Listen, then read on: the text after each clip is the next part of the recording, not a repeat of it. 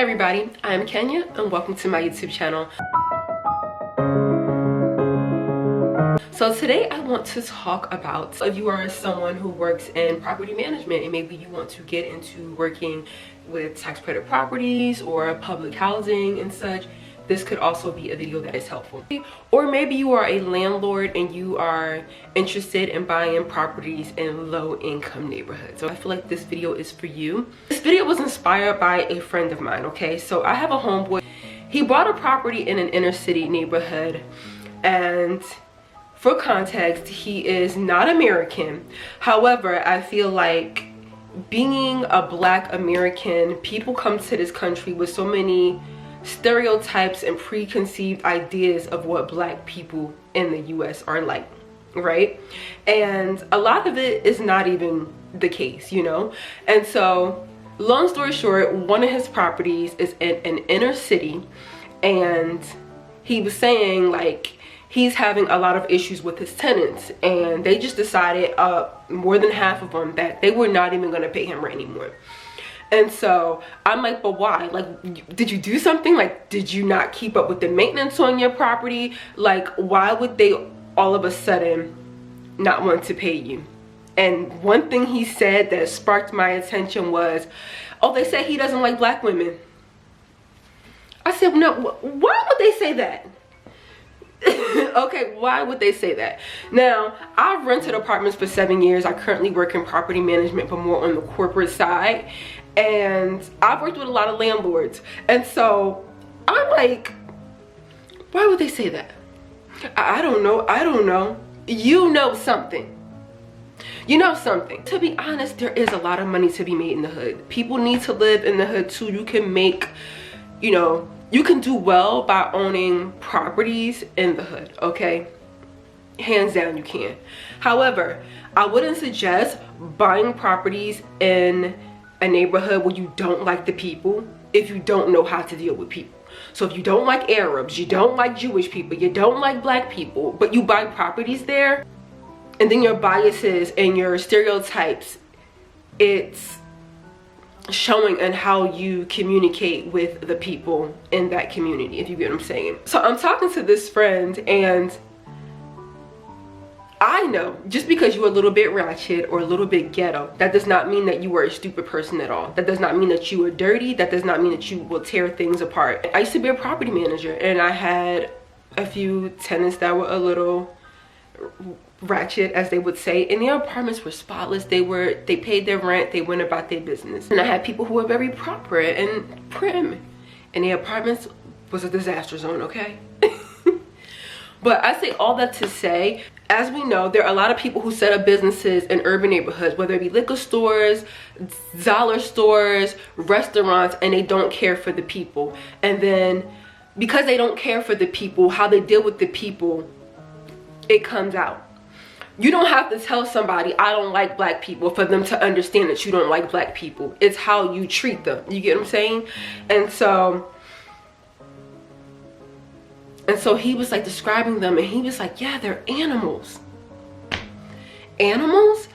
You always hear like conservative white people describing like people that they seem ghetto or less than them as animals. I said, oh, somebody cursed you out, huh? Real good. This is what I'm thinking in my mind. And now they're an animal because they told you about yourself. Now, I don't know the full story because I wasn't there. Just coming to conclusions from the information that he provided me from what he was saying about the situation. And so he's calling them animals, saying all types of derogatory things that I just don't want to say. I look at him and I say, it seems like you have some unconscious biases. Like, you have biases toward this certain demographic of people, and they can sense it. They know it. You don't have to tell them you don't like them. They know, you know, by your actions. It's like, oh, when he first started buying properties because he could, you know, he had the resources. I didn't know what I was doing. I didn't know about credit score. No. Sir, there is no reason why you did not know about any of this stuff. You can go right on YouTube and find out anything you need to know. Okay? So anyway, I suggested that he take a diversity course like something, some type of a class, goes to a diversity seminar. This is what I suggested to him. I'm like, well, have you thought about going to a diversity seminar? So if you are someone who is buying properties in low-income neighborhoods, okay, I would suggest taking some type of a diversity seminar so you would know what's not proper to say or do when you're trying to rent apartments. Like, this is the US of A. We're not doing things how you do it in your country, okay? You can get sued. People will beat they will whoop you. So, like, I'm trying to, like, in a professional way, give my professional advice on the situation and the matter at hand. But like I said, I've been renting apartments. I rented apartments for years, so I know how some landlords do. And actually, I have a quick little story. I have to always go off on a tangent. So when I worked at Section 8, maybe about over 3 years ago, right, there was a landlord who had a property, and something happened where one of the tenants in his house that he owned, it was like a 3 or 4 family house, people drove by shooting at certain tenants in the house and they wanted to move. The landlord says no, he's not letting them break their lease. They would have to pay out to break their lease. And I say to the landlord, but wouldn't you want them out of your house? People are driving by shooting at your property. You have other tenants that live in the house. Like, these are not like studios or 1-bedrooms. These are families that live on your property. Like, wouldn't you want that gone? He was like, no, because he just cares about getting money, getting paid from Section 8.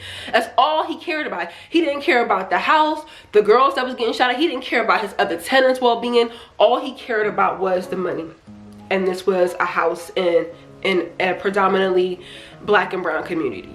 And I was just so perplexed and puzzled. Like, anyway, so one of the books that I suggest that every person reads who is an outsider, The New Jim Crow by Michelle Alexander. Now, I don't know where that book is. I did read it, but I'll put like the little picture here. The New Jim Crow by Michelle Alexander. And I say to read that because that book has a lot of statistics in it. And this person that I was talking to, he was rattling off a lot of conservative talking points. And it's like, you don't have the facts, sir. You gotta pick up a book and read it, okay? I really try not to go off on tangents because I really want to tell y'all all the things. But The Color of Law. You need to get The Color of Law by Richard Rothstein. Please get this book right here. Another book I suggest that you read is Evicted. This book is by Matthew Desmond. It's a very easy read. Read this one. It follows like a bunch of families in Milwaukee, Wisconsin. Black ones, white ones. So this is another one, Generation Priced Out. This one was a very slow read. I'm not gonna hold you. Some of it was pretty repetitive. Like, there were certain parts in the book where I'm like, they said that in chapter 1 already. That was discussed in chapter 3. Like, this one was a very slow read, but this gives a perspective of why affordable housing or lower income housing is necessary, because people will say just make more money, but that shouldn't be the answer. So while this is a fiction book when no one is watching, I literally just finished reading this maybe a couple weeks ago by Alyssa Cole. This talks about gentrification in urban neighborhoods. This book had a dual point of view. One point of view was of a Black woman who had been living in this particular Brooklyn neighborhood all of her life, and the other point of view was of a white man who was an outsider who moved into the neighborhood. And it was just like the whole interaction of like what she thought about people moving in and his thoughts about the people already in the community. And so while this is fiction, this is a thriller too. I feel like there was a lot of facts and truth within these pages. So if you do want to get into buying properties in lower income neighborhoods, and you don't really want to read like a statistics or like, pick this book up. Get this book right here. And it was just so heartbreaking to hear him talk the way he was talking, like these people were just garbage, which I knew for a fact that it was the way that he was handling these people, probably talking to them. And because he had these biases already in his mind about this specific group of people and these stereotypes of what he thought about these particular types of people, it's not that they were technically these terrible tenants, they were bad. It's like he couldn't see how he contributed to the why their relationship was so messed up. Now, I'm not saying don't pay your rent if your landlord is being a little, I would say prejudiced, because they're all like black in this case. So I can't really call him, say what he was doing was being racist. Could I say xenophobic? Dislike, because it's like you can be black and not like black Americans. That can make you xenophobic. But, and I feel like a lot of these landlords, especially on TikTok, they will get online and be like, oh, my tenants were terrible. They will start dogging the tenants, but never will tell what they did. They will never tell how they contributed to why their tenants are behaving the way that they behave. You know what I'm saying? And like I said, I've been working in this industry for years, and so I could see the BS off the back. I already knew. Like, don't even try to sugarcoat it. Don't try to lie. Don't try to act like your tenants are just such, because I see right through it, you know. So with that being said, I just want to say, encourage anybody, if you hire a property manager, if you don't know what you're doing, get a mentor. Hire somebody to teach you. And that's another thing. People will not know what they're doing, and they will just go into the situation with just winging it, trial and error. I feel like that will cost you versus paying someone to mentor you or paying someone to show you the ropes. Now, I gave him a little bit of the sauce, but not all of it, because he's gonna have to pay for that. You know what I'm saying? He's gonna have to pay if you want all of the sauce, or find my YouTube channel somehow where I give these gems for free.